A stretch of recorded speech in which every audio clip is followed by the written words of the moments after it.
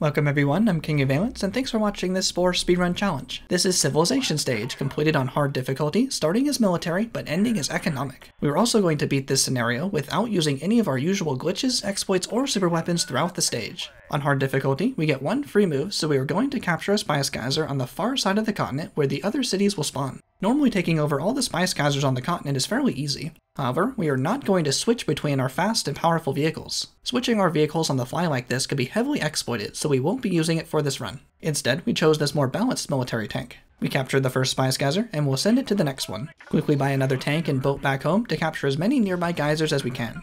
On our home continent, there is a large rival military city, next to a small economic city, in line with a small religious city. To make sure this challenge scenario is possible, there needs to be at least one economic city available for us to take over. But of course, to make it harder, I made sure the spawn of the economic city was landlocked, far away from us, and closer to the large rival city. This way we're also on a time limit, as the purple military nation will soon take over the economic city. So we need to develop quickly before we lose our chance to capture the economic city. Here we got an economic tank from destroying a tribe. It is possible to use this economic tank to start trade routes immediately and begin purchasing cities and not even require using military action. This method would make this challenge a lot easier, so we will not be using any economic vehicles from tribes in this run.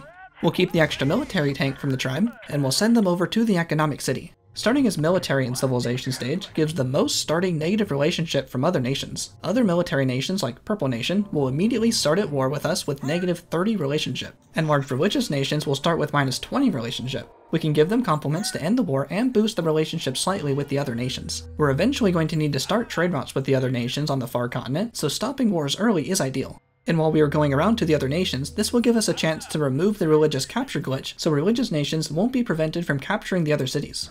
Purple Nation is already on the move and attacking the small economic nation on our continent. We are going to allow Purple to attack Lavender as we slowly build up our forces. We weren't able to capture all the spice geysers using our balanced tanks, and we didn't use the free building glitch at our home city or the negative money glitch to buy more vehicles than we could afford, so our tanks will be slowly trickling in over to Lavender. Purple needs to destroy all the buildings first, which will hopefully buy us enough time to bring enough tanks over to capture the city for ourselves. Now that all the buildings are destroyed, this begins the capture beam struggle. Our military damage will compete with theirs, preventing them from capturing. Our additional forces have arrived, and we are slowly taking out their tanks and begin pushing back their capture progress, ever so slowly making our way through to capture the economic city. We'll choose economic as the specialty, and place in some of those terrible economic turrets to defend our city. The three other nations on the west continent are now at war, so we can pay them to get them back to neutral. Brown Nation captures their second city, catching up to Cyan and Pink Nations, each controlling 2 cities as well. Unfortunately, Cyan Nation redeclares war with the dreaded minus 80 "you're a threat to us." There's not really much we can do to remove it. That would be way too expensive to pay them all the way back up. It seems like the most aggressive nation, or the nation the game feels is currently performing the best, will gain the threat to us penalty. Best we can do now is make friends with the other nations and hope they win out. Purple Nation is back on the move and attacking the small green city. To stay ahead of Purple, we need to take it over first. We will also keep this city military, so we can get more vehicle slots to capture Purple's large home city.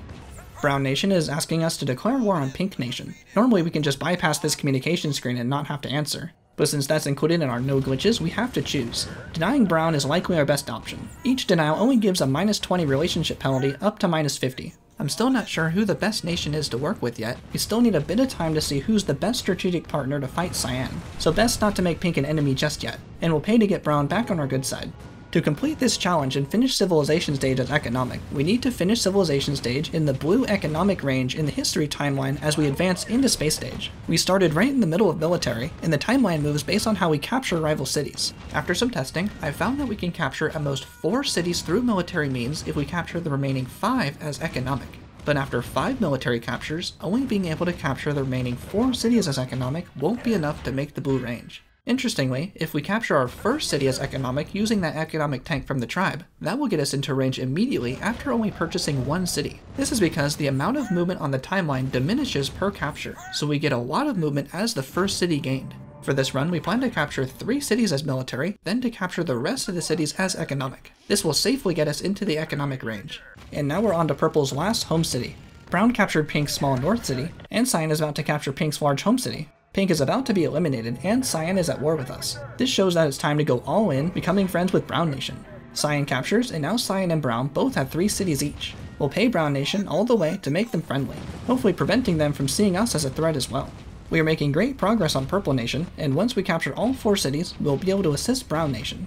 Cyan has captured one of Brown's cities, bringing Cyan up to 4 cities. Advantage is definitely in Cyan's favor. We captured our 4th city, giving us access to airplanes. We thankfully get access to both military and economic airplanes. This way we can trade with the cities on the other continent, even though our economic city is landlocked. We are also only using Maxis made vehicles for this run, so we chose the Skytrade plane for our economic air vehicle. This plane has a good emphasis on economic power and speed, while sacrificing health, since that's not as important for economic vehicles. Whereas the Blackbird for our military airplane is best balanced overall, just like our military tank. Cyan has captured another one of Brown's cities, leaving Brown with only 1 city remaining. If Brown is eliminated, we'll definitely lose this challenge, as we'll have no one left to trade with, and we won't be able to finish civilization stage as economic. So we are going to defend our economic interests by sending our planes into the other continent to attack Cyan and support Brown's forces. This way Brown can retake over the remaining cities, so we can trade and purchase those cities from Brown. Brown accepts our trade route and is already under attack from Cyan, so we're going to provide Brown with military support and defend the city. Brown sees us as attacking their enemy and is allied with us. Brown will merge with us if we have at least 4 cities of our own and all other nations are allied with us. Ally mergers and surrenders don't count as captures and won't move the timeline, so we have to be careful to reach the economic range before we accept the ally merge. Without Brown needing to worry about their city, this allows them to push through and make great progress on one of Cyan's large cities. Behind all the fighting, we are quietly trading in the background. As Brown captures, we can begin trading with their newly captured 2nd city.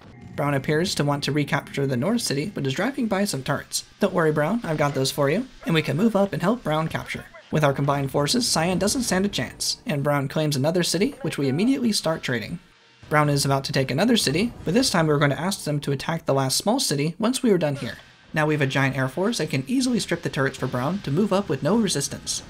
Brown takes it no problem, and we start the trade route and ask for Brown to attack the final Cyan city. We can begin purchasing the cities from Brown. We have 4 cities currently available for purchase, which will be enough to bring us into the economic range on the timeline. We'd best do it now before Brown captures the final city and merge. Each city will accept a bid of 16,000 Spore bucks. We can choose to keep the city military or economic, since all that matters is we capture the city through economic means for the timeline. Here in the timeline, we can see our 4 economic captures after only 3 military captures makes us an economic nation. All that's left is to finish the stage without dropping out of range. Brown is no longer allied because our nation is too big and our borders are too close, so it could have been beneficial to give them a more generous bid to keep their relationship up in case they drop down too far. Brown have Cyan very well handled, but we're joining in just for fun. Giant armies of military airplanes just instantly destroying cities and vehicles is one of the most fun and satisfying parts of this whole game to me. We'll just help speed this up for Brown. We won't take too much capture progress, just destroying a couple buildings. We don't want to use the ICBM ability, as this would count as 2 military captures and possibly bring us out of the economic range. Since Brown is friendly, not allied, we won't merge, so we can purchase our 5th city and bring us even more comfortably into the economic range. And Brown Nation, with only 1 city left, surrenders, completing civilization stage on hard difficulty, starting as military and finishing as economic without using any glitches, exploits, vehicle switching, or super weapons in just under 30 minutes. Here's the final timeline. We captured 3 cities through military means, then followed up by 5 economic captures, giving us economic out of civilization stage and trader into space stage. Let me know what you thought of this no glitches style of challenge, and check out this video where we go over all the civilization stage glitches we didn't use here. Thank you so much for watching, I'm King of Valence, and I'll see you next time.